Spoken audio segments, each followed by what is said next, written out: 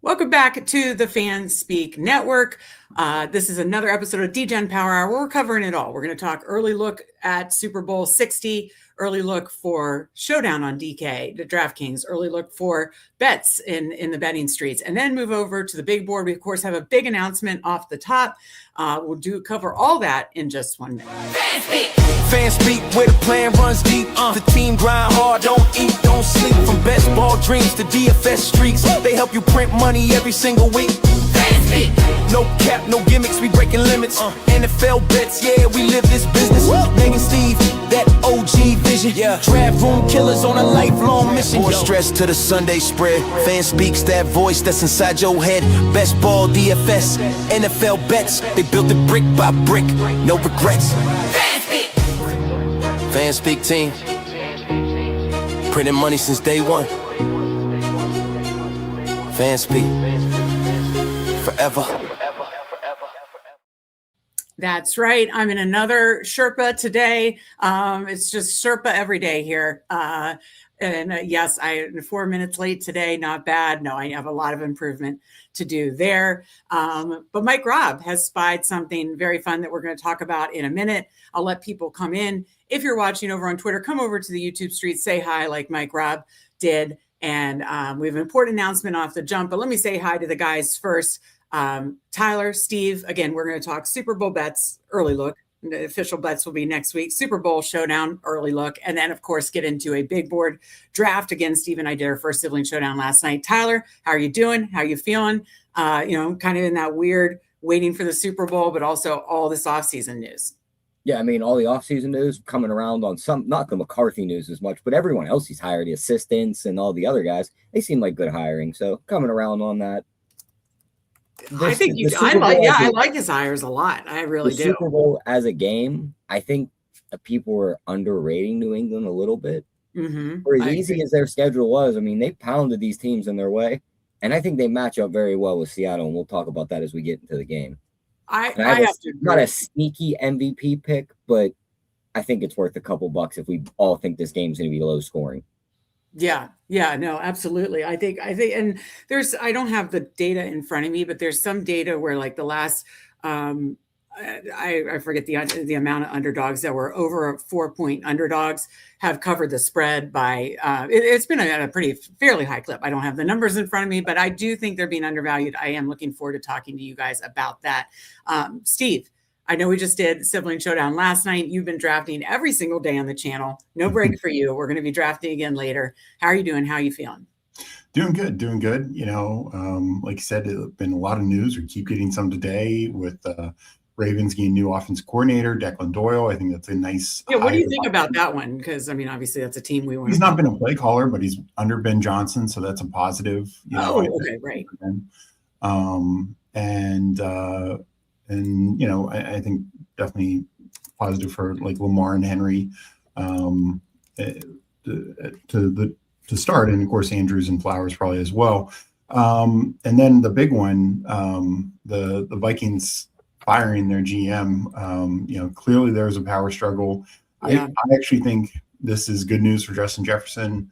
I think it's pretty clear Kevin O'Connell has wanted other quarterback options the last couple of years. He got overruled in terms of not bringing back Cousins, not bringing back Darnold last year, not bringing back Daniel Jones, not signing Aaron Rodgers. So I'm going to guess that there's a very real chance they bring in a as legitimate a veteran as possible. And it's going to be one of two things. Either J.J. McCarthy earns the job, it's not just give it to him like it was last year, or, in which case, we should expect better, or that veteran can play better, which I honestly think just about anyone can. I think McCarthy played arguably the worst in the league last year, particularly given what he had around him. Like, you can say, Geno Smith played terrible last year, and he did, but he had no offensive line. He had, Bowers missed half the year. Right. Jacoby Myers is traded, et cetera, et cetera. So I think McCarthy is real bad. It is wild what the GM let out the door when clearly Kevin O'Connell was like, J.J. McCarthy's not ready. And you turn down Rodgers you turn down, or you let Darnold out the door, you let Daniel Jones out the door. Like if you would have just done one of those things, Justin Jefferson's a much, much, much happier man. So yeah, I feel so bad for Justin Jefferson. You and I talked about this last night. So I hope whatever that is, whether it's Kirk, whether it's something, a veteran is in there to at least feed that man, because that's just not right, what they're doing to him. But yeah, no, there's so, it is like that weird period where we're getting excited for Super Bowl, but then there's like so much offseason news, coaching changes, that kind of stuff that we're trying to keep up with, because of course it affects our big board drafts. But yeah, let me say hi to the chat, and then do our announcement off the top. And again, if you're watching this on Twitter, come over to the YouTube streets, hit that like button. We certainly appreciate it. We are quickly on the road, picking up the pace on the road to 1,000 YouTube subs. I hope we'll be there by BBM season, by early May, and then we can set up a 24-hour live stream, which will be very fun. And check the link in the description. You sign up for our Discord for free. Sign up for the Substack, link in the description. But we do have a big announcement today. Let me say hi to the guys, of course, our guy Mike Robb, of course, our guy Legion Paul, Legion 13, our guy Bruni, Sup Nerds, who will be on later with Andrew, Degen Dad's early look at the Super Bowl tonight, 9:30 p.m. Chiodo is in here. JJ McCarthy, no bueno, is absolutely correct on that. So as you can see, it's here. Fanspeak YouTube memberships are here. YouTube memberships for Fanspeak are here. And guess who is the first member? It is, of course, our guy, Mike Robb. Greatly appreciate you, Mike Robb. Let me bring over an image just so you can see what all it includes. So as you can see, you have two options. It's either the Fanspeak fam or the Fanspeak fanatics. Fanspeak fam, you're getting all the loyalty badges, which, by the way, the badges for as long as you've been a member, we're going to update those and customize them. I was trying this, hence why I'm in another Sherpa today. The hair's thrown in a bun. I was working on this all afternoon, as well as getting Steve's big board rankings update. I'll explain that in a minute, but we'll have custom loyalty badges soon. We have custom emojis already. Obviously, member shout outs, reply to comments, easy Discord access. But what you really get a big value is the Fanspeak Fanatics, which Mike has already joined, $6.99 a month. And that gets you all the other fun things that I just mentioned, like the loyalty badges, loyalty emoji, priority comments, member shout out. Anybody can join the Discord, but easy access. But you get 70% off your first year of Fanspeak Degen Substack. And if you've already done a year, and I can make sure that you get 70% off your next year, because we certainly appreciate the Fanspeak fanatics in here are in our memberships. And then we are going to be doing a weekly members only live stream that'll start next week, which will have obviously members only live chat. That'll start next week when hopefully get some more members in there. But we'll have our first members only video, and if it's just Mike or if it's multiple people, our first member video will be tomorrow, starting our rookie series. Which again, Steve is who you want to listen to on the rookies. We did all these rookie breakdowns last year. It was super helpful for me. Of course, got me on the great Cam Scattaboo so early. So we'll be doing position by position breakdowns, highlighting players individually. These are all going to be the things behind for the Fanspeak fanatics only, the members only videos. But we'll also mix in, likely on the weekends, because we have a busy weekly schedule, like a weekend members only live stream as well. So Fanspeak fanatics, and I just have to preview the fun emojis that we're looking at here. So I'm going to update the badges, but the emojis, you've got Cam Scattaboo, you've got Olds, Adam Thielen, you've got a here we go if you want to get the draft started, Dak, and you've got a snipe face for the great, the best gif I can think of Phillip Rivers, which is another quarterback, which really leans into my thing. So again, Mike, thank you for being our first YouTube member and a Fanspeak fanatic. We appreciate you.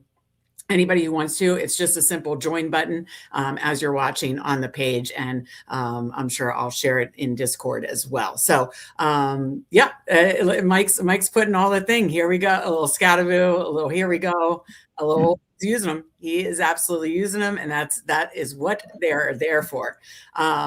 Okay, so 10:15 tonight, my apologies. Andrew be hooping. So Andrew is a basketball coach. Andrew is hooping. And so 10:15 tonight for the Degen Dads. They'll have to share the membership too. So exciting stuff over there.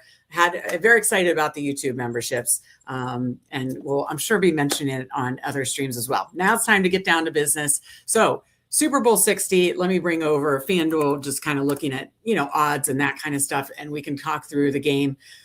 So obviously, I believe it's a 4.5 point spread right now. So yeah, still 4.5 point spread. I think on most books, Seattle's favored by 4.5. Right now, line for the total saying at 45.5. So I'll go to you first, Tyler. How do you see the game going? Which side in total are you leaning? Not official bet, but which side in total are you leaning, and how do you see this game going?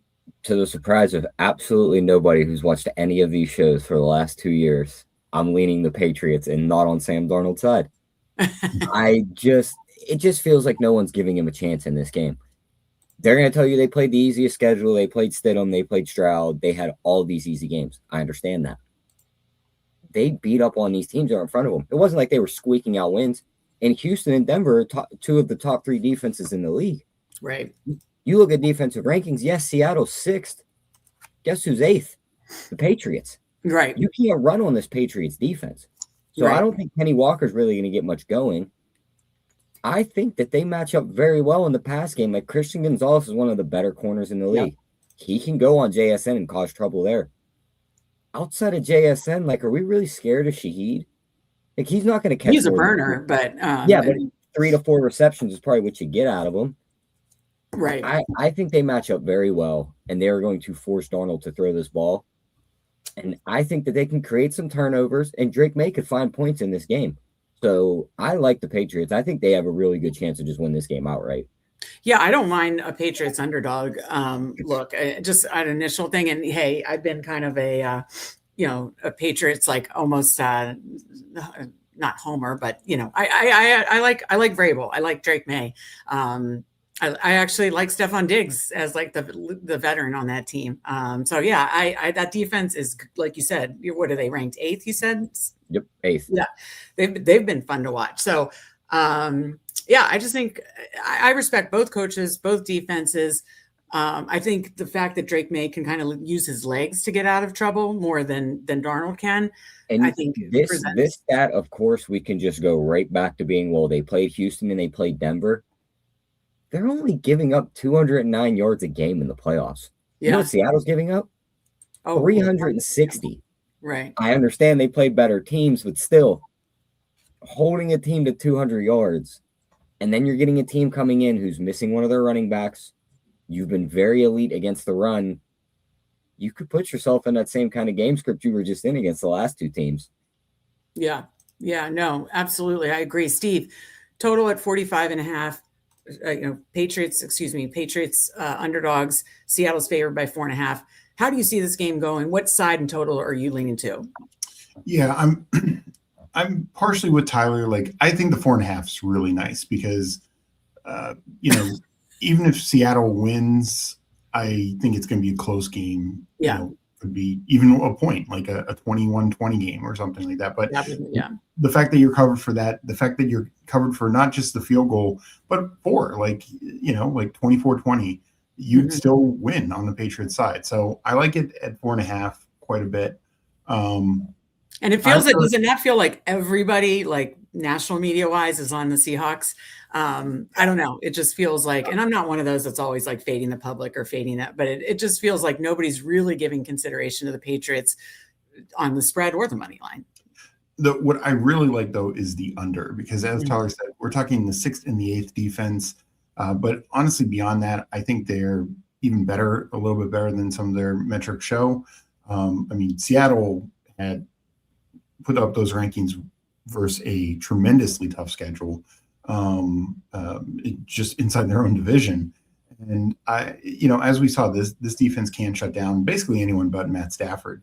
So I really like the under because I think this is a low scoring game. I think outcomes of 17-13, 17-14, those kind of things are very real, whichever side you like. And I just don't see a lot of touchdowns in this game because I do think both teams honestly match up really well on each other. Like Tyler said, Patriots have one of the best run defenses now that they're back fully healthy. It will be tough for Kenny Walker in the running game. They have really good corners, but especially Christian Gonzalez, so they can help shut down As Peanut Punch mentioned, they do give it up to tight end some, so maybe they really focus on Barner and Elijah Arroyo. But it's just a thin way to attack the Patriots, and Seahawks are the same. Like Steph Diggs is by far their best receiver. Boutte is pretty solid, but they're now going up against one of the best all-around secondaries. And sure, Tyreek Woolen will give up a big play every now and then, and they give a couple of big plays to Devontae Adams and Puka Nacua, literally two of the top 6 receivers in the league in terms of raw talent. So I just don't think that we're going to see like Demario Douglas get over them. So and Seattle's run defense is pretty elite as well. I do think Seattle generates more pressure, so I think they have the edge there. But I like it as a close, low-scoring game, and that's why I like the Patriots plus 4.5 and under. Yeah, I'm with you. I like the under. I like the Patriots 4.5. May get a little crazy and sprinkle on the money line. Haven't decided yet. What I do like. One thing I wanted to mention: both teams have elite special teams. So honestly, if there's any, it could be their scoring, but both Shaheed and then Marcus Jones from the Patriots side are just elite return men. We could get a big special teams touchdown, but that's like the biggest fear. I think we're going to see a lot of field goals in this game.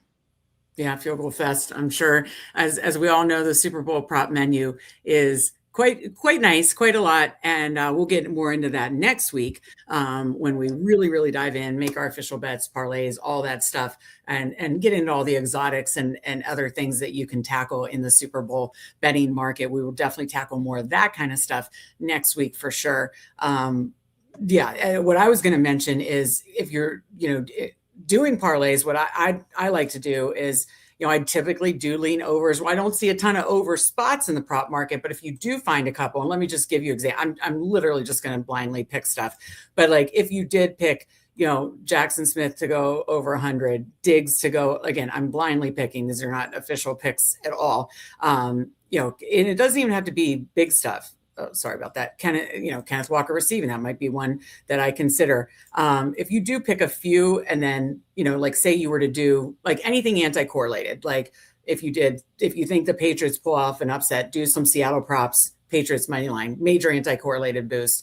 Say it's kind of like doing the whole like under receptions, over yards thing, but it's like the book cannot handle it. So if I were to do like, I think going to go over, you're not getting much action. It goes from like 7-1 to 11-1, but you do under, and then it jumps up to 26-1. And that's nice. I mean, if you add in like something like a touchdown or something like that, even if I took one of these out and it's like 866, well, if I do over, again, went up to 8-1 to 11-1, you do under, and it just, so that's the kind of stuff we're going to talk about next week. And what I'll probably do is protect myself a little bit in those type of parlays, and I'll bet half a unit on the props and then half a unit with the under, and likely I'll do like an alt under. If it's still at 45, maybe I'll bet it up to like 50 or something like that to get through some key numbers. So that's just something else I want to bet, but I think we're all kind of lockstep there. Let me get to the chat and then we can talk about a couple early props we might consider now that we kind of talked about the game. Mike Robb points out that, yes, we did a big board update. Obviously, Steve and I pulled him up like 30 spots yesterday. Nick Singleton from Penn State got hurt in the Senior Bowl practice today. I think he broke his ankle, Steve. Broke his foot. Yeah. So that sucks. Prayers for a fast recovery for Nick Singleton. Hopefully he can still, be drafted late and because we'll find out what his like actual recovery time is, or when he could play in the NFL, but this year, but that sucked. So we obviously bumped him way down, and Steve made a couple other moves just on his first week of drafting a lot. And so, I'm sorry, Mike, but we're trying to keep up with the times, trying to keep up to, make sure the rankings are up to date, because that's what the people are paying for it. Link in the Substack. Kicks gifted a subscription to Lutz last night. Substack link in the description. It's only $34.99 for an entire year. Some people have been signing up lately. We'd love to see it. Appreciate the support. And again, if you do the Fanspeak Fanatics subscription like Mike did, you get 70% off your first year. So Steve's rankings are updated. Check on Substack. Yeah, we talked about Barner game incoming. Good to see you, Peanut Punch.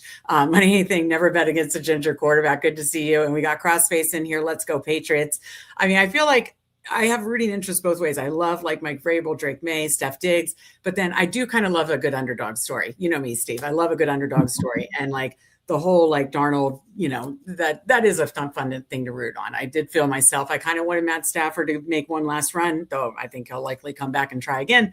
But I did find myself, you know, rooting on Darnold for that story. Shout out to Paul becoming a YouTube member. Paul, we are going to have some very, very fun stuff coming for you and the YouTube membership. So we appreciate you. Now it's not just one, it's two. Let's keep it rolling. We appreciate you. He's using the Scataboo GIF. I absolutely love to see it. We got Jamie in here. Hey, all beautiful minds, I should be throwing around for grabbing all the sexy knowledge. Jamie is, of course, the guy that does the intro for us. We appreciate you, Jamie. And yeah, big shout out to Legion joining Paul, number 2 on the YouTube subs. Let's keep it rolling. Absolutely appreciate you guys. So I have a question. If you're a Jets fan, what are you rooting for? Are you rooting for the Patriots? Or are you rooting to just be so proven wrong about Sam Darnold? You know, like it's a good question. I feel like Jets fans they're screwed either way. They're screwed either way because it's like they, you know. I feel like it all depends on what kind of Jet fan you are. Like, I mean, the ones who want to burn the franchise down are probably like, go Sam Darnold. Yeah, you know, let's show. Like, do you realize your management is what's destroying your team, or do you still think that like this is just players in bad situations that get out and all of a sudden they're good? Yeah. I think the ones that realize it's Woody Johnson and these guys are rooting for Darnold. The other ones are like, well, we're not even watching the game. Exactly. Yeah. No, that's a great point, Tyler. It depends on the type of Jets fan you are. All right, before we get over the Showdown streets, any early looks from you guys in the prop market? Anything you're looking at, whether it's touchdown numbers? First thing I had, this is on DraftKings. I'm sure there's something similar in FanDuel. They have novelty props, which can always be fun. But one that really is interesting is jersey number of the first touchdown scored, over 10.5 or under 10.5. Because the under 10.5 does have guys like Kenneth Walker, of course, Diggs, Kayshon Boutte, you know, some guys like that. And Drake May. That's true. The over 10.5 obviously has, you know, the tight ends and JSN. What's JSN's number? Is he got 11. Like he's right over. Like 10.5. Yeah. No, and it is fun on, you know, Super Bowl, like which exotics you want to root for, because that's what just makes it fun, you know. So I like that. Any lines that you're looking at right now that by next week when we do the show, you're like, oh, that could move a lot. I'll go to you first, Tyler. This over 2.5 players passing attempt, I see everyone talking about it on Twitter, yet it's plus 185. That's either free or we're just going to watch Darnold and May hand the ball off and they're going to be the only two that ever put the ball in their hands. But like Chisholm's thrown passes for the Patriots. I'm pretty sure was it one of the guys when Seattle threw a pass other than Darnold. So like, I think there's multiple guys out here where they can run trick plays. If we're expecting a low scoring defensive just battle, you got to think one of these teams just goes, we're just going to pull this play out and see if we can move the ball down the field. So at plus 185, I don't hate that call there. What is there? Is there anything? Because I have not looked at the exotics yet, and I definitely will before next week's Super Bowl show. Is there anything up yet on like a defensive player scoring? Because did you know that I didn't realize this, but Vrabel scored 2 touchdowns for the Patriots? Mm-hmm. Is there any line on that yet? Because that might be something that would be fun. Like if he gets it to like I don't know, one of his big guys like Milton Williams or one of his defensive guys. I haven't seen that. I'd have to look. I'm sure there will be. I mean, that is a comment. I'm sure there will. I just didn't know what the number was on it yet. So any other like actual props that you're looking at, Tyler, that's like, oh, it could move one way or another. I want to get on this now. Whether it's I was going to actually go to like the lines, any lines that you're looking at that you want to jump on one guy Steve talked about, and he's talked about him not beating Seattle's defense deep, and that's Demario Douglas. I think he could easily beat them underneath when Kyle Williams and Diggs and these guys are working their way down the field.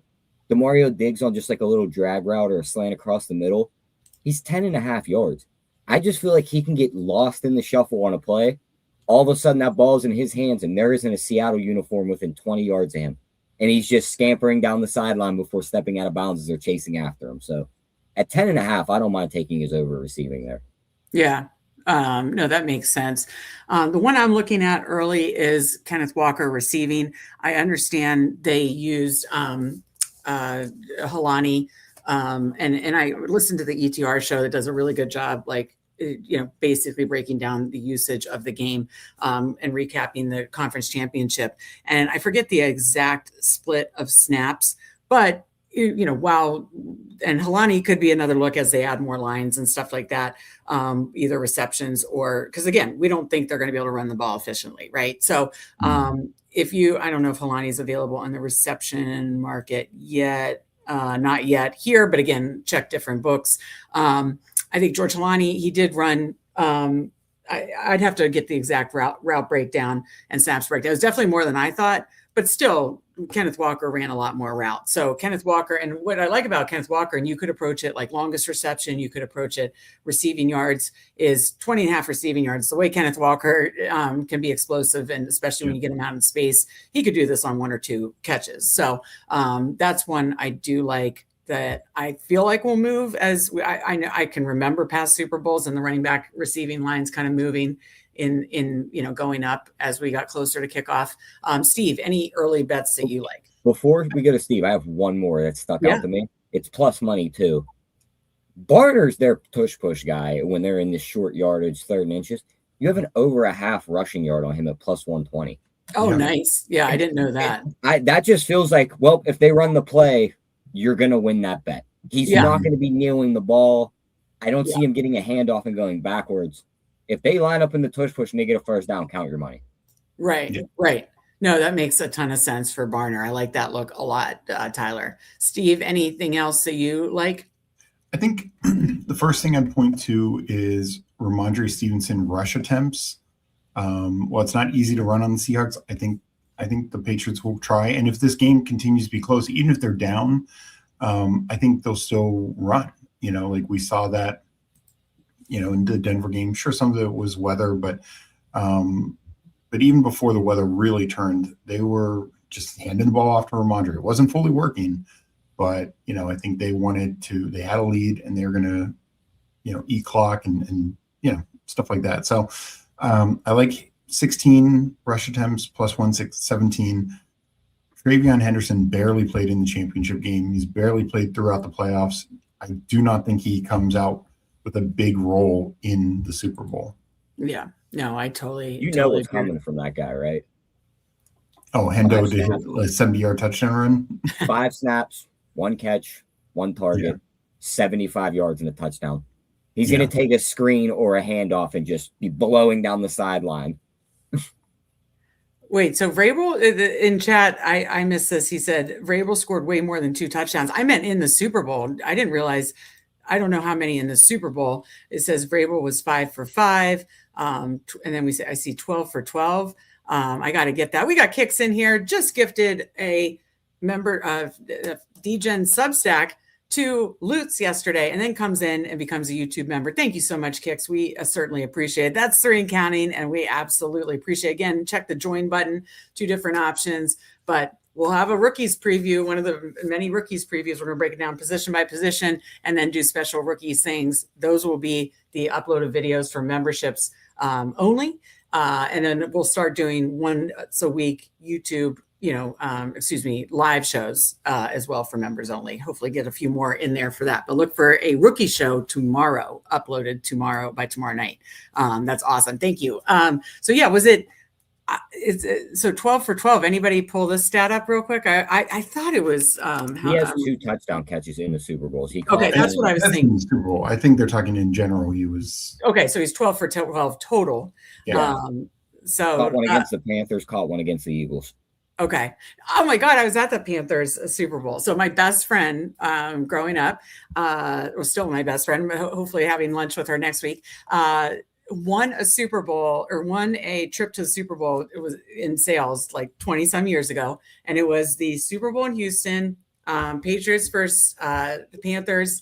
And so I saw that, and I saw the last minute kick to win it. It was awesome. It was amazing. And two single girls in Houston for a Super Bowl. It was so, when we were like 23 years old, 22 years old, whatever it was so much freaking fun. It'll be a memory I will never, ever forget. Fun fact, that was the wardrobe malfunction Super Bowl. Before social media, we see Janet Jackson being like guided off stage and people like covering up and all this stuff. We had absolutely no clue. We did not even hear from word of mouth. This is how things were different in 2003 until word of mouth, until we got back on the bus to go back to like an after party or hotel or whatever. And wild times, had no idea what we were like. Something weird happened, had no idea until we got off the bus. Now, if that happened, it would just be on, obviously on social media. So absolutely wild. Steve, this question is for you. Is it too early for bourbon? Never, right? Yeah. I mean, I'm going to take a break and go pour some. It's Friday, isn't it? What'd you say, Tyler? It's Friday, isn't it? Yeah, it's Friday. It's Friday. It's happy hour, so I say absolutely not. Steve, give your favorite bourbon recommendation to Kicks. I mean, this is my go-to gift for Steve for birthday or Christmas is usually one of his favorite bourbons. Yeah, like my good steady like daily drink bourbon is Russell's Reserve, but yeah, I like some higher end bourbons like Willet or Blanton's. Those are excellent. Very, very, very fun. Yeah. Okay. So we talked about the Barner Tush Push. I kind of like the Kenneth Walker receiving because I just think it's going to be hard for them to get the run game going. Could even look at Helani when receptions and Helani receiving is available. But I think both, like last week, I think both are going to be viable potentially. I will say in here, like, where do you think these receiving numbers are going to go? Because outside of JSN, everything is super, super low. I'm not saying a lot are hitting the overs. Like you talked about Demario Douglas. I talked about Kenneth Walker. Obviously, Bootie's a big play guy. Shahid's a big play guy. To me, you either take his under or alt it or something because, I suppose it could just be one catch for either of them too. Same with Matt Collins. And then kind of the staples. JSN has a big number, but Cooper Kupp, Super Bowl experience, Steph Diggs, the vet, Hunter Henry. These guys are all in the 30s to 40, low 40s. I do find that a little, I'm not going to like bet them all. I'm just saying if you could pick one of these lower lines in the 30s or 40s of Hunter Henry, Cooper Kupp, Steph Diggs, Rashid Shaheed, Kayshon Boutte, where would you go, Tyler? If you could only pick one over. And if there's an under you like, let us know too. As an over, I'd probably go with Shaheed just because in my head, Gonzalez is on JSN. Yeah. Carlton Davis has shown not weaknesses, but teams have tried him. Like they will just lob the ball up and see if he's going to get a pass interference call or if that wide receiver is going to come down with it. So I wouldn't be surprised if Darnold gives Shaheed a couple shots downfield farther than 21 yards. So all he has to do is come down with it. So I would take Shaheed on the over. Okay, so Shaheed is your favorite. Wild to say under on JSN. That number seems a little high. It's high. It would be uncomfortable, but it's high. The one thing that I will say, Clint Kubiak, I think could be spreads guy. I think it could be a future Raiders head coach. Is so creative about the way he moved him around, or the way he moves him around. So there is that. But I don't know, Steve, what do you think on JSN? And then if you could only pick one of those guys that have a fairly low line, especially some of those experienced vets, who would you take there over? Yeah, I mean, JSN is tough because I think that's a fair number, but it's a high number. And, it's here's the thing. Like, I think it's going to be one of those, he's going to have 90 to 130. And if you're, he's not going to get 40. Like I know he had that a couple weeks ago, but in the 49ers playoff game, because they were blowing them out.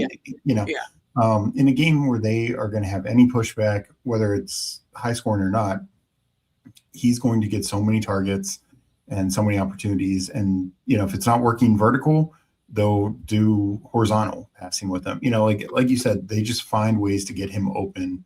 And Sam Darnold, absolutely, he's locked into him. So, I think, are there ways where he doesn't get 100? Absolutely. But it's like you said, it's not going to feel comfortable because he will be getting 12 targets at least.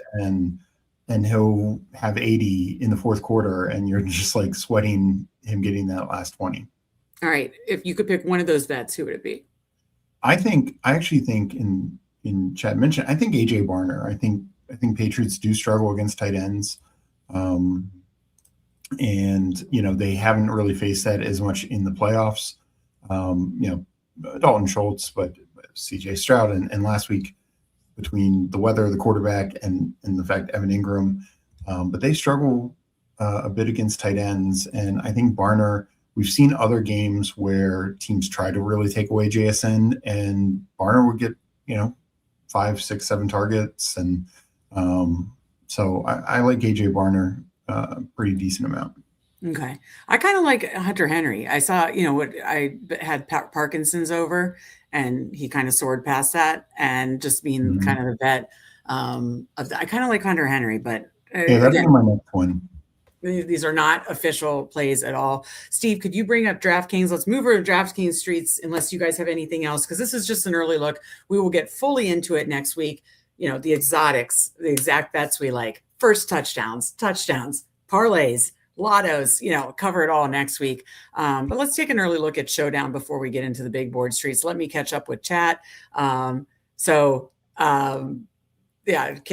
Kicks after Kicks become a member, Mike Rov giving the shout out. And so she says Russell reserve for her too. That's absolutely awesome. Eddie joking with you, Mr. High End. And then Mike says -250. Steve takes his shirt off and waves it around during the national anthem. Absolutely hysterical.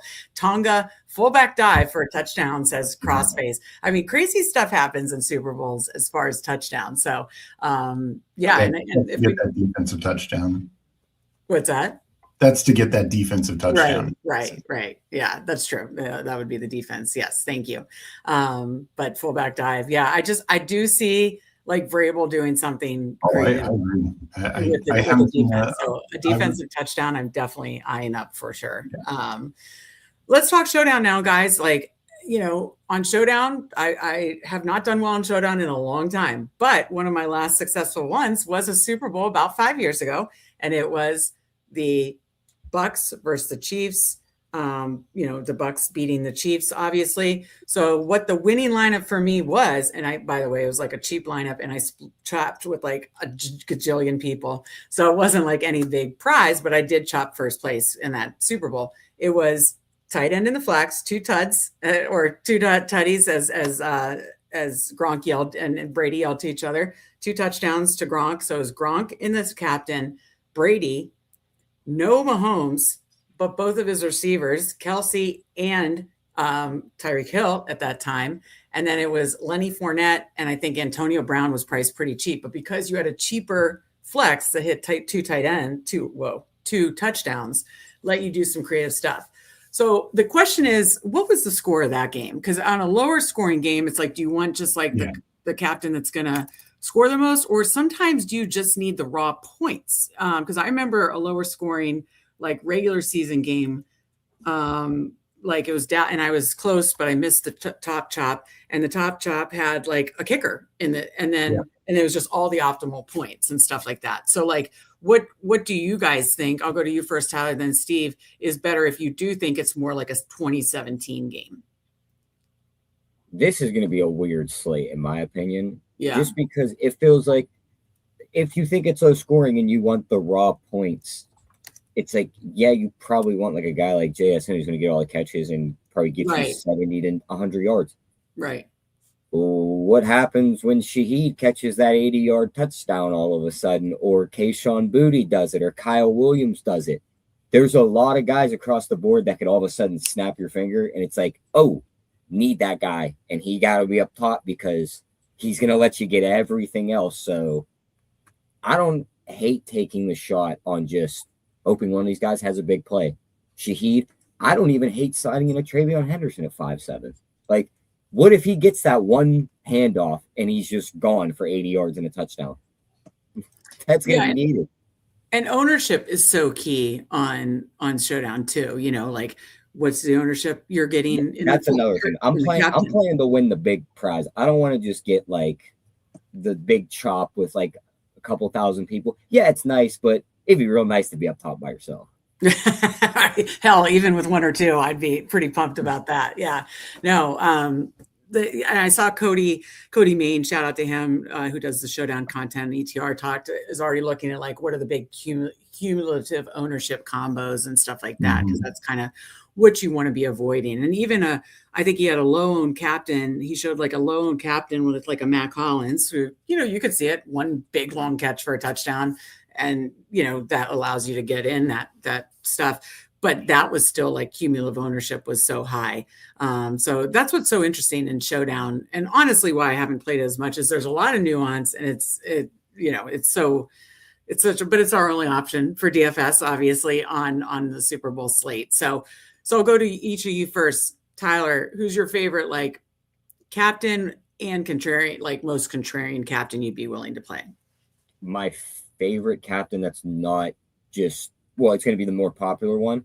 Yeah. I'm just going to lean to Drake May, because I think if they win the game, it's probably not all through him, but throws you a couple of touchdowns, get you some rushing yards. Mm-hmm. I'd rather have him up top and bring the pass catchers in the flex with him. Yeah. The one I would put up top, though, would be probably Kayshon Boutte, where he loads up one from midfield, he catches the 50-yard touchdown. Yeah. That's one of two touchdowns in the game. You add in the defense around that. I think that's the contrarian guy I would go with Boutte. Yeah. Steve, what do you like as kind of like favorite captain and then most contrarian captain you'd be willing to play? So I think my favorite captain would be either May or JSN. Just all the potential volume and upside there. JSN has a way to get 25 points without even a touchdown. 10 catches, over 100 yards. That's real. My contrarian one would probably be Rashid Shaheed and pairing it with the Seahawks defense, because then you have the double dip that could just separate you from the entire pack. Yeah, no, that is a great point with the old double dip. I wouldn't even mind throwing Darnold in on top of that duo, because then if he runs a kickback and catches a touchdown, I wouldn't be surprised how many people don't have all three of them, but tried to get the double dip and didn't think he would also catch a touchdown on top of that. Yeah. Right. No, that's a really good point. I don't know. I like both your guys' calls on like the main captain. I think that makes sense. I think probably. Are we overlooking the kickers after we said all beginning of the show? No, I actually think you probably want one kicker. Are you talking about in the captain though? Not in the captain. No, I was Tyler talking about in the captain. I mean, if we're thinking this is going to be 17-20. I think it's viable, actually. I think Jason Myers was one of the better kickers all year. What if he hits 450 yarders? Yeah. He did have a 24-point game earlier this year. Yeah. No. First of all, my contrarian, I assume it'll be contrarian, but to run back my Gronkowski one, I did Hunter Henry, Drake May, Ramondre Stevenson, JSN, Myers, and a cheap piece. I'll just say that. Just playing around with like that. But if you did Myers in the captain, then you could literally load JSN. I'm fine fading Darnold and then just doing that and saying it gets there through JSN and volume and that kind of, especially if you have Myers in the captain. I think you fade Darnold, you're leaning into May on the rushing upside. If you did Myers, JSN, May, one or both of the running backs, we probably could only do one. I just threw in Myers, JSN, May, Ramondre Stevenson. You still have 5.2 left. So you could do the other kicker, you could do a defense, and then you don't have to go down. And I think that's kind of the point is if it isn't the Barners and Shaheeds and Travion Henderson and that kind of stuff, I think that's where something like this could work. If it's like he has 3 long field goals, like what was his highest scoring game? Yeah, he had a 24-point game, but hell, even if he had a 19, a 15, I think it works for Myers. I'd be far more hesitant to go with. No, I wouldn't do. I don't think I'd do it. Like Borgalis. Yeah, I think Borgalis is fine for like the flex or something. Yeah, like that. If you went priced a little too high, you went Myers captain and used the Seahawks defense and had May and Henry, that leaves you 9-7 for your last 2 spots. That's really Is that with JSN or without? Because I do think like just he's not in there yet, but I mean you plug him in, that leaves you 7-9 to fill your last spot. That's I might be saving that as something. I just think it's something there. And then, I mean, it feels weird to root for field goals, but you could see how both of these defenses are just like a bend, don't break type, situation. And Myers has, like you said, been one of the best kickers. And it could easily be like, we talk about this volume, and what if JSN has 6 for 75? But never gets in the end zone. Right. So he never gets that extra boost. And then every time down the field, it's like, here's another 3 for Myers. Here's another 4 for Myers. Here's 5 for him. Eventually, he's going to get ahead of him. Right. Well, that's what it was for the Chiefs. Did they miss a field goal, or was it 3 field goals? Because it was 31-9, and you did not want. I think they missed. They might have gone for 2 or something like that. Yeah, because I think someone scored a touchdown. I think Kelsey had a touchdown, right? No, he didn't. He was 10. He was 10 for 133. No, I actually they did not score a touchdown. It was 3. That was 3. It might have been shorter field goals though. In that case, like to Tyler's point, like Kelsey still had a monster game even with that. Kelsey had 10 for 133. So those 3. That's what I'm looking. Yeah, I'm looking at the box score right now, and I'm figuring out like you said, even if Jason doesn't get in, but he's like 10 for 133. And I think what was Diggs on that game? I'm looking it up right now. Diggs was, Tyreek Hill, my bad, 7 for 73. So again, Kelsey and Tyreek Hill were still in the optimal lineup. It's because a cheap tight end got 2 touchdowns. So if you think of Barner or Henry, that's another way to play it too. Is like, I don't mind doing that and then not having to go down to any like true, like, because again, if you're putting JSN, Drake May, any of the top captains in the thing, you are going to probably have to make some big concessions later, So, any other thoughts on this before we get into the big? First of all, good hello to Bill B in here. He says Milton Williams, a la Fridge Perry, 40 years later. Fun fact: that's the first Super Bowl I have a memory of, is the Refrigerator Perry touchdown and the Bears. Steve, you would have only been like 1 or 2.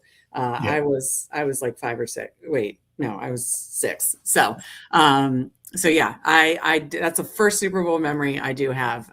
So yeah, you could get a little Fridge Perry in there.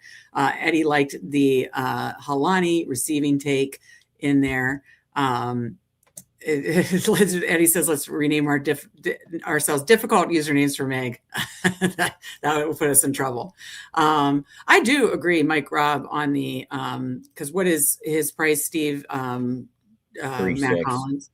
Yeah, 3.6. I do think he's honestly, of the cheap ones. You mentioned Douglas, Matt Collins. Those are the ones of the cheap plays. If you want to get crazy with Hulani, like does somehow rack up. I mean, I'm leaning. He had 6.1 last week on 3 for 27. I mean, I really do like that he could actually pop. I mean, he's gotten 13.9 week 16. He's had plenty of double-digit games this season. 7.1 in the playoff game, 2 for 51. Look at Chisholm hanging out there down there, $800. He's going to throw a touchdown in the game.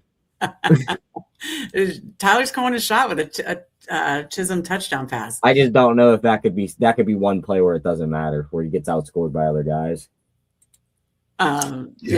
What I will say, you were asking anything else. I think the flex does get interesting, because if you do go with like the big names in the captain and then want multiple of them, you do have to take some of these really cheap plays. And I mean, Jake Bobo's questionable. We just saw him get a touchdown. Austin Hooper's had some touchdowns this year.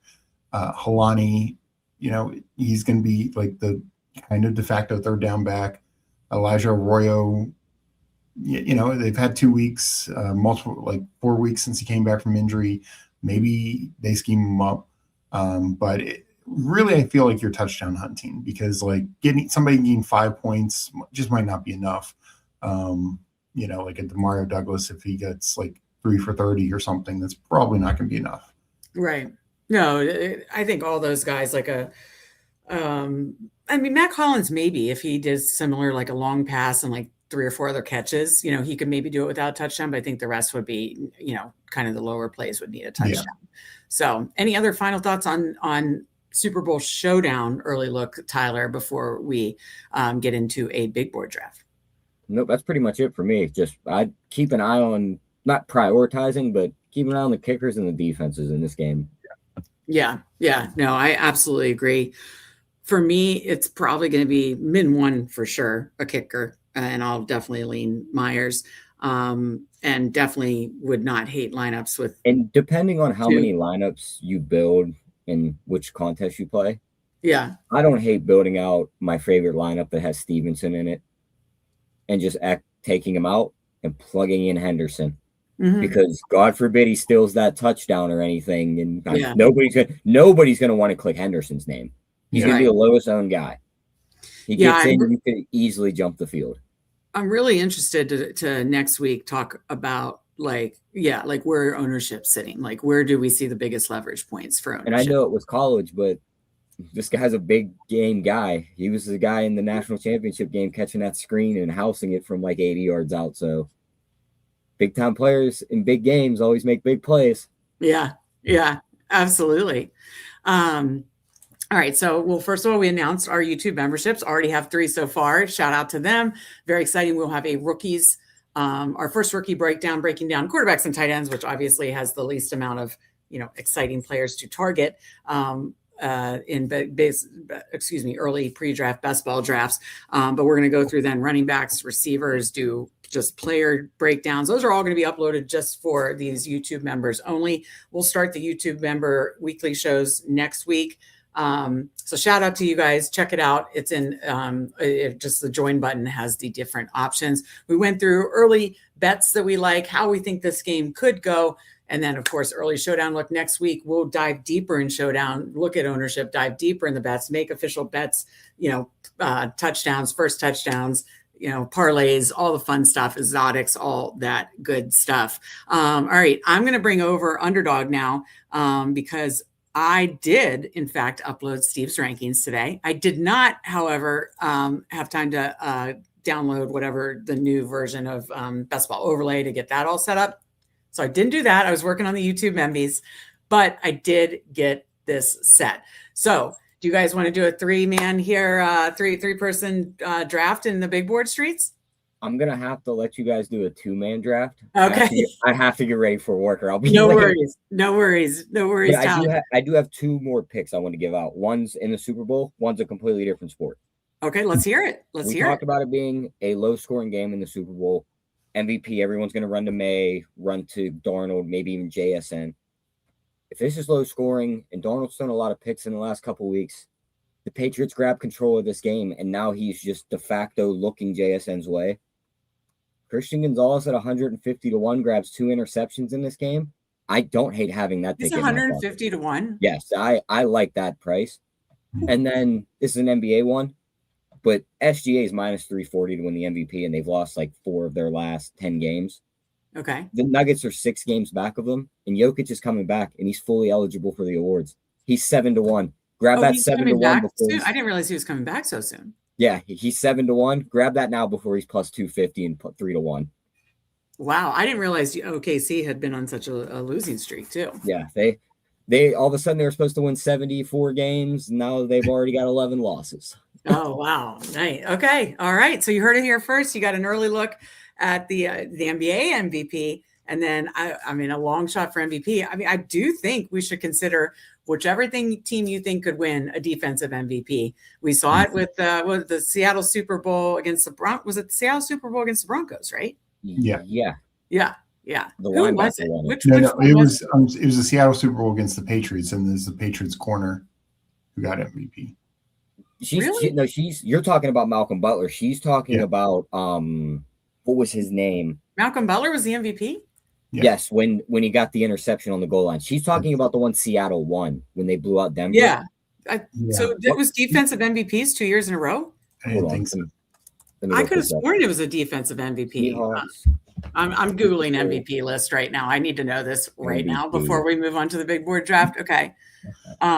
Malcolm Smith. Malcolm Smith. Yeah. Interception for a touchdown, fumble recovery, 10 tackles. No, the next year, Steve, was Brady. Because I also remember him being up on the podium giving his post-game speech and that guy running up and snatching the mic from him and talking about 9/11 or whatever happened. Oh, really? You don't remember that, Meg? No, I don't remember that. Look up that clip. No, I don't remember that. Okay. So Malcolm Smith was when Seattle beat Broncos. Brady was when Patriots beat Seattle. And then Von Miller, we had two defensive MVPs in 3 years. Then Von Miller was when Denver beat Carolina. Yeah. And then there hasn't been one since then. But we're due, Meg. We're due. It was Nick Foles, Julian Edelman, and then and then I was gonna say all quarterbacks, but it was Cooper Kupp when the Rams beat the Bengals. So Julian Edelman, Cooper Kupp, a lot of quarterbacks, no running backs. We haven't had a running back MVP since Oh no, Terrell Davis probably got it. I was going to say it had to be Terrell Davis, right? I'm looking back. I'm looking. Dexter Jackson, Tampa Bay. Terrell Davis, cornerback. I didn't remember, and then Ray Lewis. There's been more defensive MVPs than I remembered. James White should have been the last running back to win MVP, scoring 3 touchdowns in that comeback game against Atlanta. Yeah, but he wasn't, right? It was no. I mean, they had to give it to Brady after that. Right. Wait, which Super Bowl number was that? I can't remember. They're all matching together now. Yeah, somehow we're on number 60. You're right. It was Brady. So yeah, I literally do not. I was going to say, Terrell Davis. Terrell Davis was the last running back MVP. So, I mean, both these running backs have a heart, but I mean, you could see it also. I could see it more with Ramondre Stevenson, get a decent number on him as winning as the underdog. And if he somehow got 2 or 3 touchdowns and it wasn't like in the air or a defensive touchdown, what's Ramondre's price? I'd have to bring it up. 30-1. And we call that segment Remembering with Meg. I just had to look at the list. I'm surprised how many defensive touchdowns there were. I'm seeing 30-1 on Ramondre, Meg. Okay. Oh, I like that. I kind of like that. I mean, 150-1 also on Travion. Travion, if you want to go nuts on Travion, there you go. Well, Tyler, I'm so glad you were able to join us. Next Friday, we will dive way deeper on all this stuff, and can't wait to make some just total ridiculous lottos to end this football season. Oh, we're going to finish the year with a bang, Meg. I love it. I absolutely love it. All right, take it easy, Tyler. Yep, good luck with the draft. All right, thanks, guys. Thanks, Tyler. All right, on to the Underdog Street. Steve and I uploaded your rankings, so how about that? Hopefully it worked. Because again, notification, Steve did update his rankings. Check out Substack. It's for paid subs only. Go to Big Best Ball Rankings. You can go to his page and download his CSV file. So I did just that. Let me get on a draft on my phone. If anybody wants to join us in one big board draft, and then we'll head out of here for today, kind of doing a full Degen, around the horn, Super Bowl bets, Super Bowl Showdown, and now a big board. Okay, if anybody wants to join us in a big board draft, I am going to enter in 10 seconds, counting down from 10, 9, 8, 7, 6, 5, 4, 3, 2, 1, enter. And 3 more to start. If anybody wants to join us, let me bring it over here. 2 more to start, waiting on 1. Perfect. And we're starting. Let's check it out, Steve. Okay, do these rankings look right? I hope so. I can't tell from that. I didn't really change anything in top 10, so Oh, okay. Yeah. Okay. All right, we are at the 9 spot. Let's see. We got Legion at the 5, P-Punch at the 8. We are at the 9. That looks like our friends and family for this one. So like it. Hopefully we're loaded with your ranks here, Steve. I know you made some updates today, and you can talk through any of that as we go. Bummer that we took Nick Singleton yesterday and pulled him up like 30 spots. So, yeah. But sad, no, very sad for him on that. Has there been any other Senior Bowl news or any other news I've missed today? Not like injury wise or anything. I mean, the big thing is these coaches and GM. Yeah, that was big news out of Minnesota for sure. I'm just like I said last night, I'm so interested to see the quarterback carousel now, because there's so many teams that we just don't know what the quarterback situation is going to be. And then, like you said, situations like the Chiefs and the Colts where, they might need like a bridge until their starter's ready and stuff like that. So, yeah, I'm very, very interested to see that. All right. So, at the 9, I mean, at this point, I haven't done that many drafts to know like what I like where, other than, if it's early, I obviously go in 1 with Bijan, and definitely do like the front half of the board so far, this early in the season. But is there a particular like back half of the board guy that you like more than others? Well, I mean, very likely James Cook is there at 9. You have, I have the right rankings up. You definitely have the running backs up. Jonathan Taylor, who just went to our guy P-Punch. So James Cook or McCaffrey, who do you want to take? Because I'd be happy. James Cook. I'm not going to fight you this year. I'm not going to fight you this year. I made a fool of myself last year. Okay, coming back up at 16. I highly doubt McCaffrey or Barkley would be there, but those two, McCaffrey goes. You know me, I'm not an early tight end girl, so I'd rather not do that. I didn't realize when Andrew asked, I didn't realize Pickens had come up that far. No, again, you're looking at my rankings. Oh, right. That's right. Okay. By ADP. Genty. Why do you have Genty at 20? Sorry. It's the hard hitting journalism again, Steve. Yeah, it's just, they're probably one of the worst offenses in the league next year. We'll see, if they go out and really. Okay. 19. So, by ADP, it's Genty, London, Barkley. What? Barkley. You want Barkley over any of the others? Okay. You expecting a bounce back here with old Sean Mannion? I think there's every reason to assume a bounce back. And while I think things can get better for Genty, it's like, they have so much to fix on the offensive line. I'm not going to fight you this year. All right. When we start the draft, Paul, you use the old "here we go" Dak. I love it. Absolutely love it. One of our new emojis. The more members we get, we can add more emojis. So, I'm going to have to go tonight and just like spam the chat with Cam Scataboo emojis. Steve, is that? Oh boy.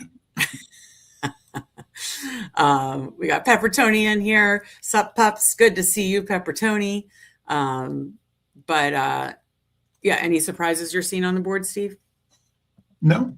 I'm not there for Jeremiah Love that high. But that's we covered that last night. We were able to get him early 3rd round, I think.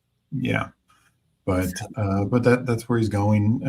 I actually, I'm not going to do another update tomorrow, but I am going to be more interested in taking Justin Jefferson in the early 2nd, like was taken there, because I do think his upside, his outlook definitely improved by having just by the GM getting tired.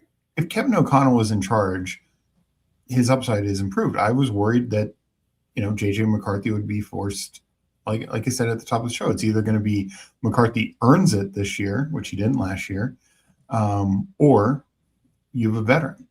And hell, if you told me that we were getting Carson Wentz, I would move Justin Jefferson out a couple spots. He had 200-yard games. Wentz played 5 games. He had 2 of those went for well over 100 yards. Oh my gosh, I just got into the YouTube chat just to see. I love seeing the new emojis with Cam Scadaboo. Paul did Cam Scadaboo. Here we go. I love it. It's so fun. Okay.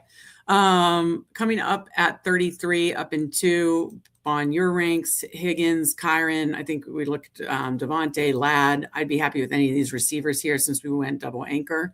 Do you want to go really heavy running back? Is Cam Scadaboo? No, take Kyron. No, when will we be back up? Maybe Scadaboo will fall to us at 40. Oh, No, Lord. Can we do Ladd? I'm obsessed with the Chargers offense. Okay. No, I mean, I've said all along, I think Mike McDaniel is just a massive positive for Ladd McConkey. Yeah. Yes. All right. So we start 0, 2, 1, James Cook, Saquon, Ladd. See what the board gives us. And if it's Scadaboo, Steve, I mean, I let you have your James Cook. I let you pick. We're not picking Scadaboo over Kyron Williams. Someone take Kyron. Please, someone. Oh, shit. Nobody is in between us. Please. Yes, we could, Steve. But why? Why do you have Scadaboo ranked at 51? Oh my God, Steve, I'm trying to sell our membership here, but good Lord, you've got to have him at least at ADP. Oh, thank God. Thank you, Sean of OC. Oh my God. If this guy steals Scadaboo, I'm going to lose my mind.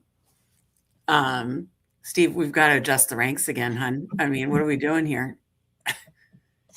Oh my. If I was in chat, I'd be putting Scadaboo emojis. Nope, picks just, okay. Oh, thank God. Devontae Adams. We're not taking Devontae Adams over Cam Scadaboo. Not today, we're not. Steve, just let me have it, please. Oh my.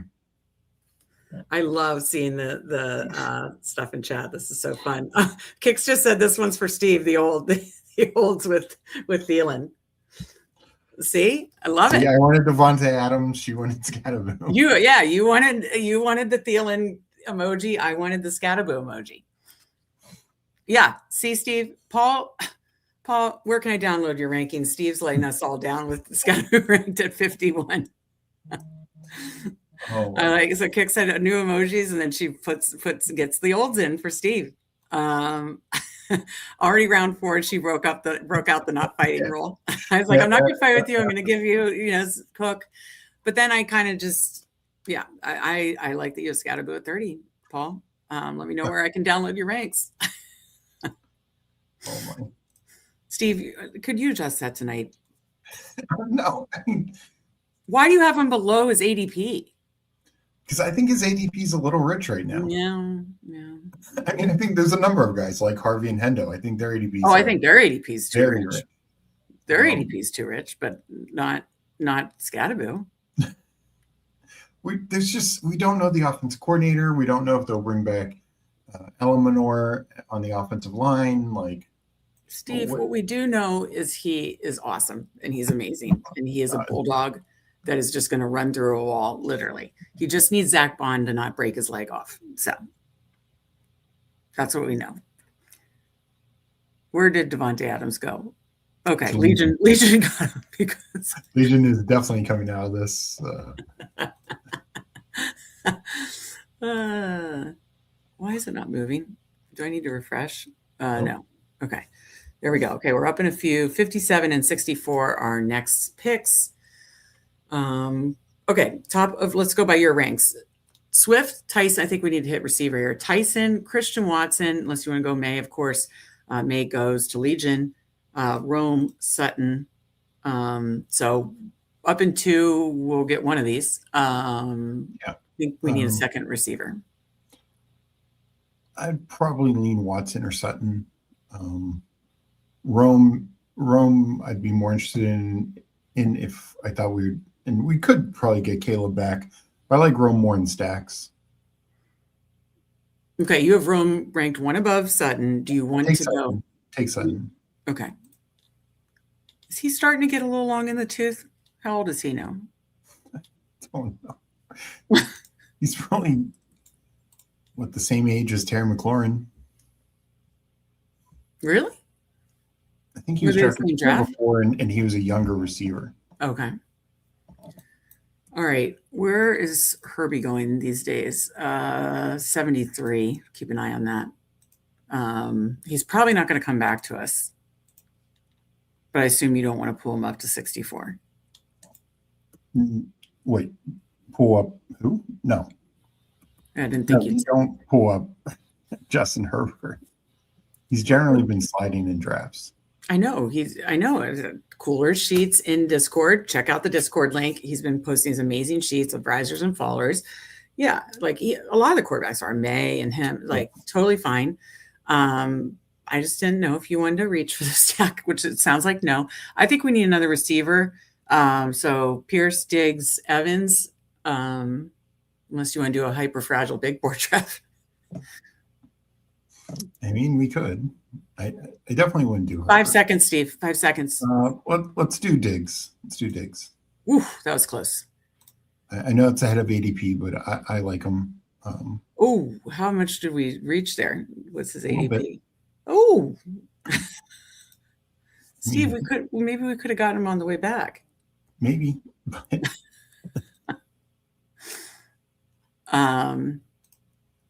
Well, at least we evened out. We're 0-3-3 now. I did like Ramondre there, who went 2 picks later. Probably would have thinking on that gun Ramondre, but I mean, if you do that, you make it like I do feel like in regular drafts, I'm fine with like 3-4-8-3. In this format, when we don't know bye weeks and that kind of stuff, maybe you could do like a 3-5-9-3 or like a 3-5 10-2 or something like that, and just throw quantity at receiver.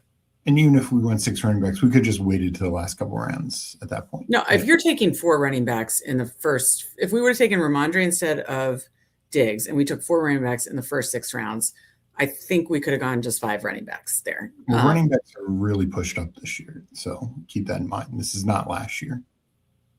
I know, but that's what I'm saying. That like the hyper fragile version so for me would be like 3-5-9-3 or 3-5-10-2 or something like that. Because I'm always doing 3 quarterbacks.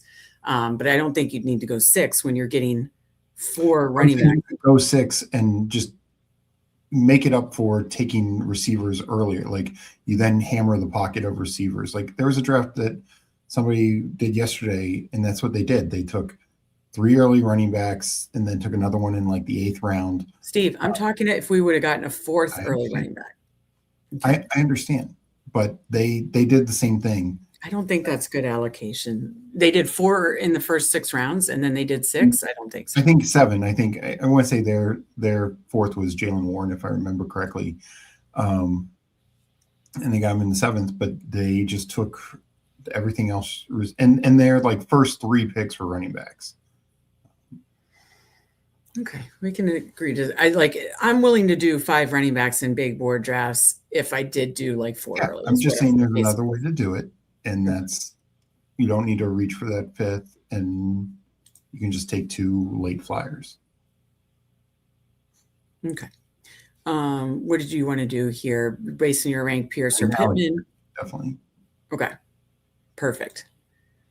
Herbert went 2 picks before us. What a bummer. We do need to start thinking about quarterbacks here because it gets, as we can see, let's look at the, whoopsie daisy. As we can see the board, obviously the early ones go, but then, everything's getting pulled up in these last 2 or 3 rounds here. Just in this last round, Lawrence, Burrow, Herbert, Dart, Dak just went. So even if we have to backstack it, I think we need a quarterback here. So at 88. Mahomes would be the only one we take at 88.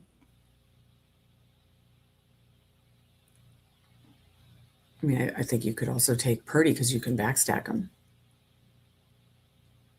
I just think that's a big reach. And then it's forcing you to reach for Kittle, who probably isn't ready week 1. To me, that's like a lot of like. Who are you taking here over Purdy? Because, Steve, there's a run on quarterbacks. And the problem with like being at one of the ends is like there could be another run. And then you're like, oh, I don't want to reach for this person at 105. And it's like, who cares? Purdy's not coming back. Yeah, but I don't think Purdy is like a must-have here. I I mean, do. if Who would you rather have over Purdy here? I mean, I'd be happily taking Michael Pittman. Okay. I mean, if we're going to reach for a quarterback, it would be Bo Nix because we have the stack. Okay, I'll let you decide. We're fighting. I'm just kidding. No, you could decide what you want to do. I'd probably go Bo Nix. All right, that works. At least we're getting a quarterback here. I'm glad about that. 1, 3, 4 to start. That makes me feel better. All right, let's see what other folks are doing. Legion started. JSN, Henry Walker, Adams, May, Warren, Pearsall. Okay, I love Legion's draft. He wins. He wins already. P Punch, JT, Genty, Higgins, JMO, Swift, BTJ, Dart, Laporta. I really like that a lot as well. And there was one more, right? Or no? No. Okay, so Legion and Legion, P Punch, and us. Okay, so we P Punch got Laporta. I really like both of theirs. 3 can move on though, so all 3 of us could move on, Steve. That is true. Is true indeed. While we're in a little waiting game here, I had it wrong. Degen Dads are live tonight at 10:15 Eastern for like an early look at the Super Bowl. So check that out tonight. And then we'll have our first uploaded show tomorrow for subs only. We have 3 already. And hopefully more to come. Check out the join button for our Substack, our YouTube memberships.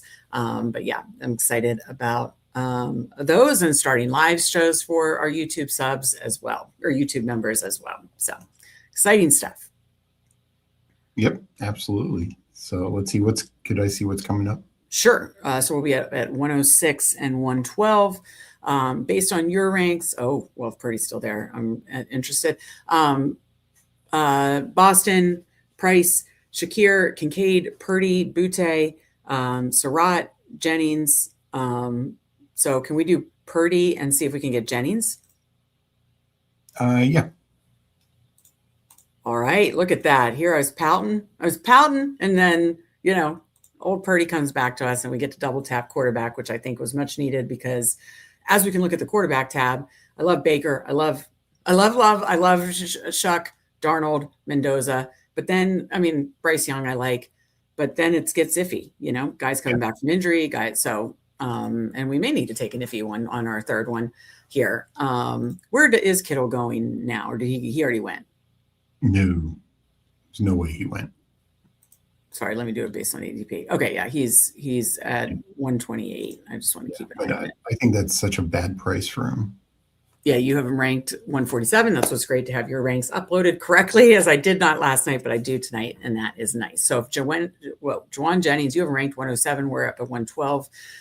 We will take him. He goes. So based on your rank, Boston, Shakir, we're on the clock. So what do you want to do? Oh no, I don't like Shakir. Is there anybody else we can take? Debo? Anybody else? Coker? We should 100,000% take Shakir above Jalen Coker. I just did. Why I know what I'm saying. Why are you yelling? I was just queuing up other stuff to have options. No, you mentioned it and you said you didn't like Shakir, but I didn't. I don't like Shakir. It's the same. 4th offense in the league last year. You what? They were the 4th best offense in the league last year. We do have their team correlation with James Cook. He's just like, he's just not much of a spike week guy. Everyone eats with the Bills is so annoying. Honestly, the Patriots are like that too. Look at every other name on the list right now. Like none of those are spike week guys. It's fine. We had my cue was Shakir Devo. Look at that peanut punch. Makes me feel better. So yeah, I was hoping for Jennings, but we missed out. Got Shakir and it went Shakir. And then, so peanut punch took Debo. And then Legion goes Worthy, Pittman, Worthy, Jonah Coleman last three, P-Punch, Laporta, Goff, nice, double tacking the stack there for his first quarterback stack. That's awesome. And then got Debo. So like what the other guys are doing a lot. What's that? Doesn't Peanut have another quarterback? No, it doesn't. Yeah, he does. Oh, Dart, my bad. I scrolled right through that. So for his second quarterback, my fault. And Legion has May, and yeah, he is May. So like where everybody's at here, we'll be coming up at 129, 136. Oh, Kittle goes. I'm bummed out. I did not want Kittle. Why? Steve, people are coming back way quicker from I know, but they are going to be very we've seen the 49ers be very cautious with their injuries. Like literally CMC barely played 2 years ago. Why? Because he was injured. 49ers are, Ricky Pearsall, it took him forever to come back. Same with Kittle this year. I understand that, but this is an injury happening at the end of last year where he's already got. All they care about is the back half of the year. Like, yes, Kittle could be great for the fantasy playoffs, but I think I would be shocked if he's playing the first month, maybe in the first 2 months of the year. All right, what do you want to do here? Emmett Johnson is there. His ADP is right around here. You have him ranked much higher. I know we took him yesterday. Do you want to get him for our fourth running back? Yeah. I'd love that. If Peanut lets us. Nope. Damn it. AKO. I'm bummed. All right. What's your thoughts on Katron Allen? I think he's a fine back. We could take him here. I like Concepcion quite a bit. Okay, I don't think I have him yet. I have Surratt already. So you want to take Concepcion? Yep. Okay. So we're at 2-3-6-0. I really don't like any other running backs in this area. Let me go off ADP. We're at 136. So really don't, unless you want to go Allen. I don't have him yet. If he comes back, I think that's a fine click. Okay. Anything else at the top? This is based on your ranks is Surratt, Dubs, Goddard, Allen, and then some tight ends. ADP is Goddard, Dubs, Surratt, and then Travis Hunter. Allen. I like those receivers. Goddard is fine. Where are you? You have Hunter ranked 148. Have you clicked him yet? I did. One. He falls some. Yeah, I'm not clicking him at his ADP. You're not clicking him here. You'd click him later. Okay, so I'm gonna queue him for later. And that was in a Justin Jefferson or a Trevor Lawrence build. Sorry. All right, what do you want to do? Everything got taken. We don't have a tight end yet. Do you want to go Goddard? Where do you think? Do you think he'll get re-signed or no? I don't think he gets re-signed, but I think he's a very good tight end, and it'd be smart to see him go somewhere, but maybe with the new offense coordinator, Sean Mannion and company. I think the only way he's re-signed if there's some sort of like AJ Brown trade. Oh, well, I think that's possible. But I think it's more likely he just goes somewhere, and there's a lot of landing spots that could be pretty beneficial for him. Okay, so we are going to be back up 153, 160. We're at 2-3-6-1. So I do think, again, we talked about that whole 5 versus, 6 running backs, the way it built. We did go 3 very early, but then we've waited a while. So at this point, I think it can be a standard 3-6-8-3 if you want. Yeah. So I think that's always important to think about as you're building what you think you're building out, structurally and everything. And I think I like that. I'm glad we did get our first tight end because that dries up too, It does. Tight end and receiver, as we discussed last night, are the two that I'm, most comfortable with. Yeah. Let's just, so we're kind of ahead of the game. By your rank, queuing up more stuff. Hunter just went around his ADP. So we're up in 8. By your ranks, Andrews, Downs, Franklin, Juwan Johnson, Spears, Tracy by ADP. Are we going to get a quarterback? Yeah, let me just read this first. Downs, Hill, Spears, Judy, Andrews, Bryce Young is by ADP. Yeah, I mean, Bryce Young would probably be the only one I'd be interested here. Did Mendoza already go? Oh yeah. Wow. I mean, the quarterback thirst is. He went before our last pick. Yeah. Okay. Yeah, you're right. He went at pick 135. Ward got pulled up. Malik Willis got pulled up. It's when everybody wants 3 quarterbacks, it's tough. So do you want to go Bryce Young? Do you want to go? I just was trying to queue up Connor, and James Conner goes to Legion. We're in a room with sharp drafters. Damn it. Let's go Bryce Young. If he's there. Nope, never mind. He's not. What about Jordan Mason or Sean Tucker? Yeah, I'm fine with either. Okay, which one? Let's go Mason. Okay. We'll be back up at 160. I'm not taking Stroud. Did you want like a Daniel Jones, or do you just want to take like a total flyer later? I mean, Daniel Jones or Kyler Murray, if we can get them. I think those guys are starting. Nobody else on the list do we know for a fact outside of Stroud. Yeah. I'm fine. Yeah, we didn't. Yeah, Pierce is unlikely to sign back, but I'm fine going Daniel Jones here to get our 3rd quarterback. I mean, I honestly wouldn't say it's unlikely that Pierce signs back. I think they want him back. We'll see. I know money's tight there, right? But at the same time, I know Steichen is essentially coaching for his job next year. So, really, I think he's done so well considering what he's been working with. Yeah, but I mean, look at this year. 10 coaches got.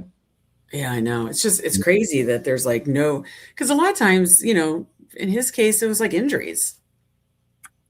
Yeah, and also being saddled with a bad rookie quarterback, but yeah, hey, he's also hired for that reason and couldn't do it. So, well, I mean, some guys.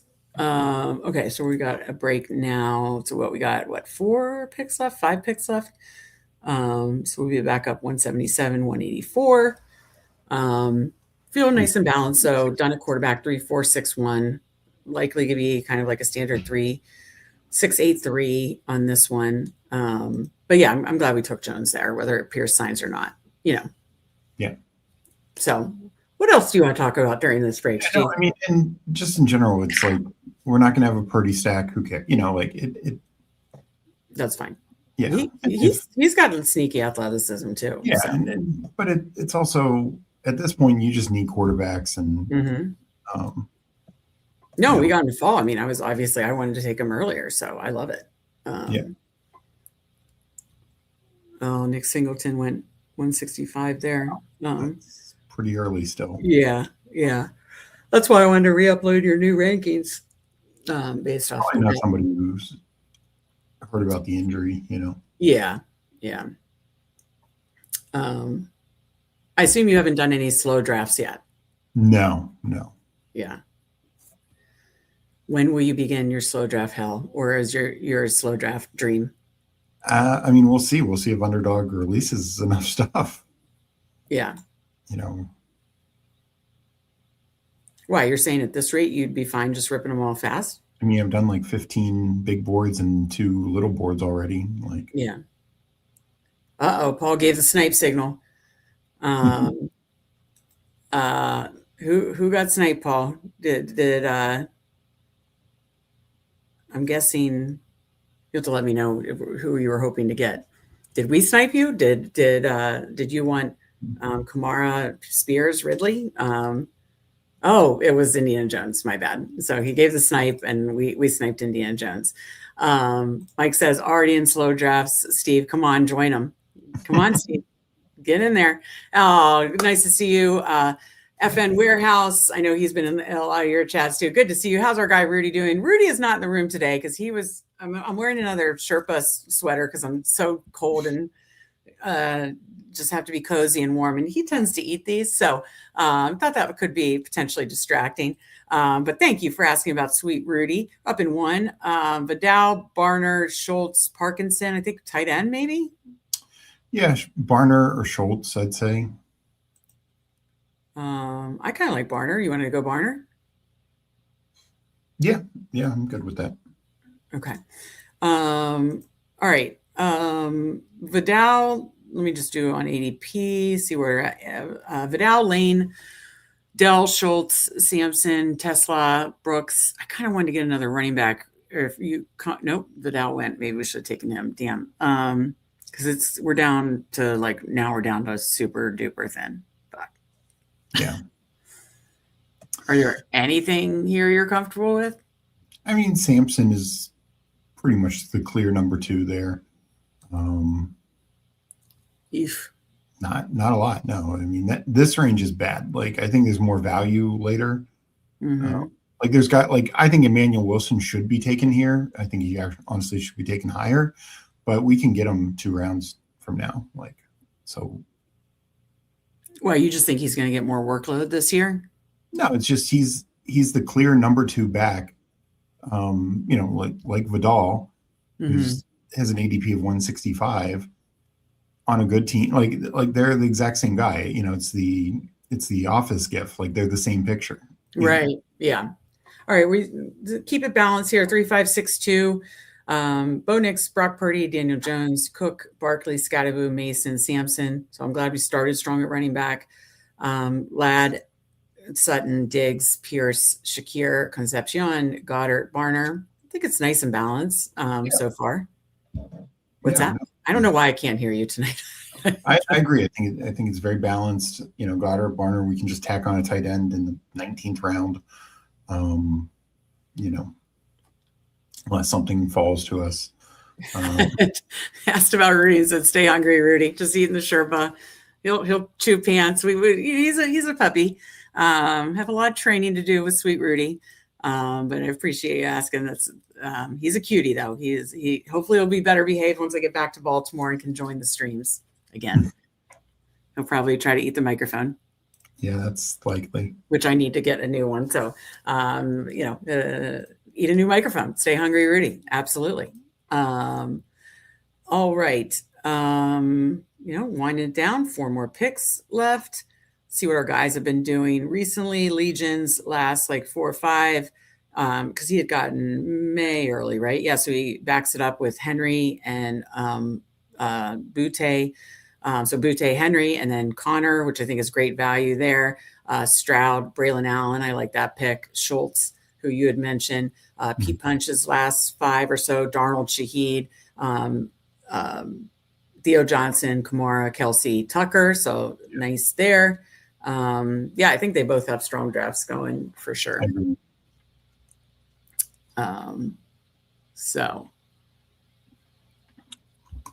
We're up in a couple here at 201 and 208. Done a quarterback, so I'll just look running back, receiver, tight end based on your ranks. Jeremy Bernard, rookie, Cooper Kupp, Brazel, Zachariah Branch, Cade Otton, Marvin Mims, Kyle Williams, Devon Vele, Claiborne, Mason Taylor, based on ADP. Claiborne, Branch, Kyle Williams, Taylor, Manor, Jeremy. Am I saying it right? Is it Jeremy? I mean, Jeremy Bernard. Jeremy, not Jeremy. Okay. Yeah. That total Megan doing the wrong name. What's that? Can you scroll down a little bit? Yeah. All right. You just do Emmanuel Wilson now? Yeah, let's just do it now. Yeah. I'd rather do that than so we're done at quarterback, done at running back. So receiver, tight end, coming up in 5, Branch, Williams, Manor, Jeremy, Vele, Mims, Cade Otton. Who are the other tight ends left? Just curious. Otton, Tonja, Stowers, Freiermuth, Evan Ingram, Chig. I mean, Gesicki, I know we took late last night. I mean, I'm still a believer in Pat Fry. That's just me. I don't know. We could probably get him the next round, maybe. So what do you want to do here, Steve? Either Manor, Bernard, or Mims for receiver, or Cade Otton tight end. Oh, Mike Robb, if you're listening, look at that. Manor, Bernard, or usually I only like it in word stacks, but Ooh, can we do a little double stack with Mims? I think that's kind of fun. That's true. Yeah, double stack it up. All right. So 3, 6, 7, 2. One more receiver, one more tight end. Leave him queued. I mean, I don't mind like Cooper Kupp in the last. No, I think Cooper Kupp. What do you think about Amari Cooper, the rookie from Indiana? Yeah, I mean, I think he's probably a late second, early third round pick. He'll probably test well. Very smooth receiver. Good, pretty decent yards after the catch type of guy. Yeah, all around good type of receiver. Not kind of like doesn't do anything elite, but kind of good across the board. Okay. Any other tight ends you want to queue up? I forget which rookies you did like as like last round flyers. Do you like Trigg? Do you like Claire? I'm more partial to Claire. I think he's much more likely. The breakdown there. He's from where again? Ohio State. Purdue. Oh, he's an Ohio State guy. Ohio State this past year. He's just a good tight end. Can do it all. I think he's most likely tight end 2 in this class. Trigg is going to have just wild opinions on like. Where did Trigg go? Baylor. Freakish athletic, will have highlight reel catches, but then have like bad drops, and not a great blocker. So I just think some teams are going to take that shot on him, like in the second or third round, and then other teams are just not going to have him on the board. So yeah, he's to me so landing spot dependent. I'll take him a few times in like the 20th round, but I'm not going to, be overboard until I see, because I think he's probably like, he's the type of tight end where 3 years from now, you're like, oh, Michael Trigg's a really good tight end. Yeah. But it takes him 3 years of developing. Got it. Have you taken in much Sadiq yet? I actually don't know if I have any yet, just because he's in a weird range. I'm not taking a lot of tight ends that early. And if so, I'd rather it be a veteran that I know his situation. Yeah. All right, we're up into Freiermuth went, Chig went, Stowers went. As far as tight ends, Ian Manor went. Flournoy, who's interesting. Okay, we're up. I had queued Cooper Kupp, Amari Cooper, Malik Washington, Mike Gesicki, Max Claire as options for these next 2 picks. Your choice. Let's go Cooper Kupp. I think there's just a lot of. You don't think he'll retire if they win, do you? No, I don't.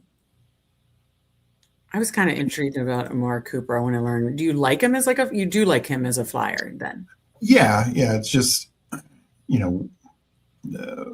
it's a bit more up in the air with the situation, like because I think he's potentially more of a third round pick. Mm-hmm. It could be late third round, maybe even push to the 4th. You just run a risk of him just not having a usable role, the further back you get drafted, obviously. We got Steph Miller in here. Good to see you, Steph. Hope your start to the big board season is going well. Great to see you on this fine Friday. It's happy hour's almost over, Steve. But be sure to check out 10:15 tonight. Andrew, Justin, Degen Dads talking through early looks at Super Bowl bets. And then, we'll be back for a fun best ball / Super Bowl schedule next week. And for our new members, YouTube members, we'll have a rookie show uploaded by tomorrow evening. We're up into Steve. You choose Gesicki, Max Claire, Jatavion Sanders. I pulled up Michael Mayer in case like a trade happened, but I know you have him ranked really low. But I was just kind of spitballing. He is definitely a guy. If a trade happens, I will move way up. Right. But I think go Gesicki. They could definitely draft somebody in the mid rounds or something. But you do have Claire ranked higher. Did you want to take a shot there, or do you? I think we should go Gesicki. Yeah, you're never going to pull mine because he's still under contract with the Bengals. So. Yeah. All right, let's go through our team. So 9 spot 3683. Bo Nix, Brock Purdy. I got a little fall there, which was nice. Daniel Jones, James Cook, Saquon Barkley, Cam Scatterbo, then tacked on Jordan Mason, Dylan Sampson, Emmanuel Wilson, Ladd McConkey, Cortland Sutton, Steph Diggs, Alec Pierce, Khalil Shakir, Concepcion, the rookie, Marvin Mims, Cooper Kupp, Dallas Goedert, AJ Barner, Mike Gesicki. So we have a double stack with Nix, Purdy's solo, Daniel Jones, TBD if Pierce is back in Indy. Obviously, we do have a rookie receiver in Concepcion. But I like this. It feels like nice and balanced. There doesn't feel like any room that's like amazingly strong, but no room feels really weak either. So I feel like it's pretty balanced. What do you think of this team, Steve? No, I agree. I think there's a lot of scoring potential at the quarterback position, particularly once Daniel Jones gets healthy. Running back, obviously anchored, at the top with the first couple 3 backs, but we took some solid shots later. Receiver, I think is actually pretty strong, despite so much early capital at running back. And tight end, yeah, I mean this is what I generally do is mid to late tight end. Yeah, I'm having a tough time clicking early tight end right now. Yeah. Oh, I usually do. So yeah, I really like this team. Usually we are going to do, the reviews for just our members, which Legion is one of, but we're doing P-Punch too. That's going to be when we're trying to plow through a lot of drafts, and we are going to head out after this.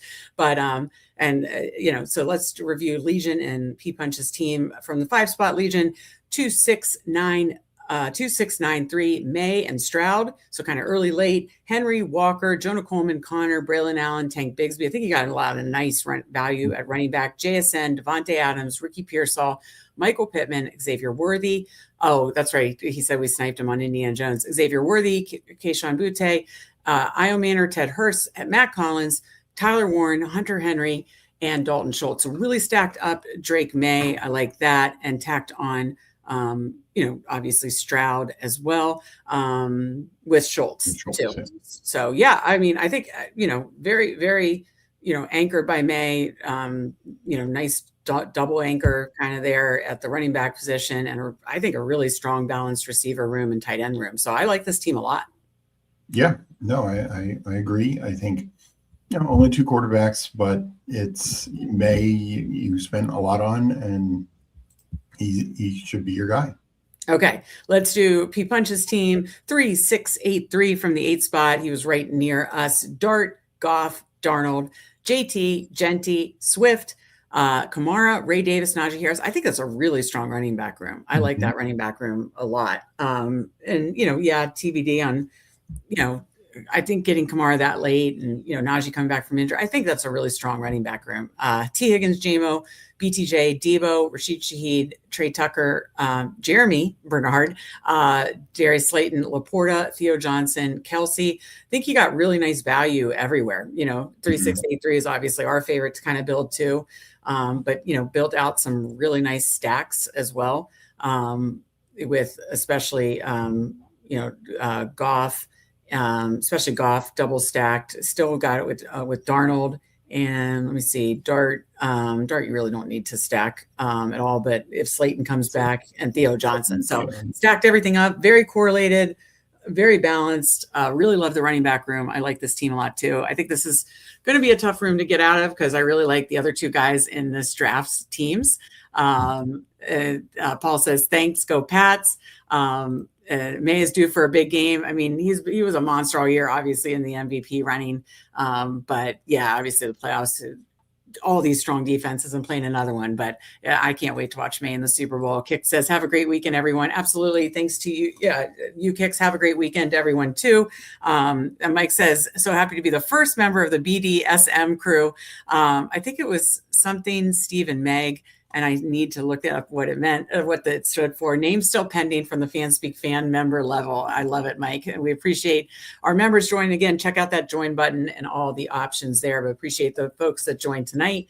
To, I believe, Mike and Kix and Paul. But yeah, absolutely. Have a great weekend, everybody. Steve, any final thoughts for the people before we get out of here? Yeah, no, thank you everyone for joining us. Thank you for the new members. If, as Meg mentioned at the top of the show, sign up for our Discord. If you haven't already, a lot of great discussion going on. We're going to be back doing drafts, almost every day. So look forward to a lot, this weekend, next week. etc. So just really looking forward to really being in these underdog best ball streets, and of course drafters and DraftKings some as well. Absolutely. Thank you, Bill. Again, thank you all for joining us. If you're watching this on replay, certainly check out the join of the new YouTube membership options for Fanspeak Fam or Fanspeak Fanatics. Hit that like button on the way out if you haven't already. We appreciate you. Be sure to check out Andrew and Justin tonight at 10:15. And then we'll start another fire week of best ball content next week, and Super Bowl II, of course. So thank you so much for joining us. For Steve, I'm Meg, and we'll see you next time. Fanspeak, where the plan runs deep. The team grind hard, don't eat, don't sleep. From best ball dreams to DFS streaks, they help you print money every single week. Fanspeak. No cap, no gimmicks, we breaking limits. NFL bets, yeah, we live this business. Meg and Steve, that OG vision. Yeah. Draft room killers on a lifelong mission. More stress to the Sunday spread. Fanspeak's that voice that's inside your head.